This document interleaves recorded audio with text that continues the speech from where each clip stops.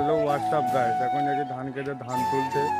খুবই কষ্টকর একটা বিষয়। এখানে ধান কাটা মেশিন এসেছে, আমাদের তো বেশি জমি না, ওই জন্য করে হাতে কাটা হয়েছে। তার জন্য মেশিন আছে, মেশিনে কেটেছে। এরকম দেখো, এইরকম কেটেছে। এরকম শুয়ে পড়েছে ধান, এদের ঘুম পেয়েছে, ওই জন্য শুয়ে ঘুমিয়ে পড়েছে। মেশিনে কাটলে অনেক দেরিতে হবে। ওর ভিডিও ক্লিপ আমি একটা শর্ট ভিডিওতে দেখিয়ে দেবো। তো চলো বেশি প্যাক না করে যাওয়া যাক।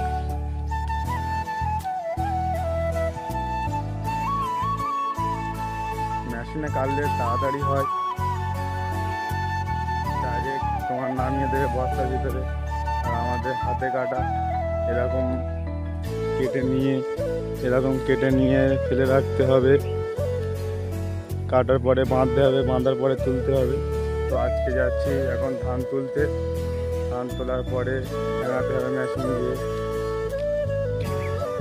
দেখো গাইস, এখানে কত বিঘে চাষ হয়েছে। তার মধ্যে এরকম হাইলাইন চলে এসছে। চাষিদের ক্ষেতের জন্য অনেক অসুবিধা হয়েছে। পেছনে দেখতে পাচ্ছি তারগুলো কত উঁচুতে গিয়েছে।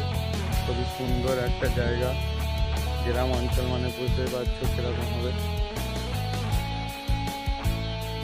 কত সুন্দর।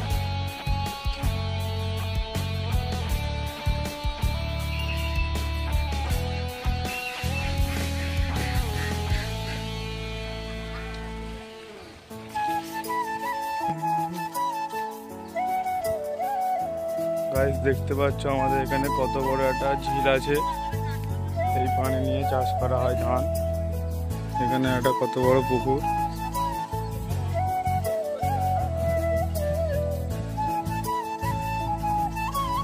তো গাইস আমরা চলে এসেছি আমাদের এখন ধান ক্ষেতের কাছে। দেখো জায়গাটা চেক করো, কত সুন্দর। তবে এর মধ্যে যে বড় বড় হাইল্যান্ড গুলো আছে না, এর জন্য অনেক চাষিদের সমস্যা হয়। এইগুলো তো গাইস খড়তে চাষ করে বলে ফের দেখো ধান ফেলে দিয়েছে। ধানের মোট বেরিয়ে গেছে। দেখতেই পাচ্ছ কত সুন্দর লাগছে। এইটা দেখো, অসাধারণ। গ্রাম্য এলাকাটা দেখেছো কত সুন্দর। দেখেছো তো আমাদের গ্রামটা কতটা সুন্দর, অসাধারণ। গ্রাম অঞ্চলে এরকম হয় প্রকৃতিতে। খুবই সুন্দর একটা গ্রাম। দেখো এখন ধান গাছের ভিতর দিয়ে যাব। দেখো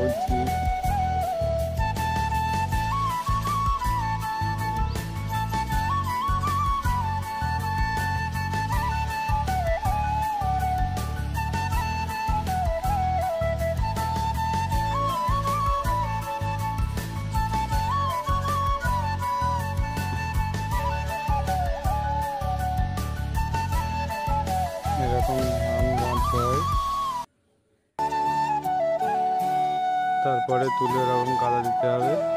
পরে ফের পাট দেখাবো আমি।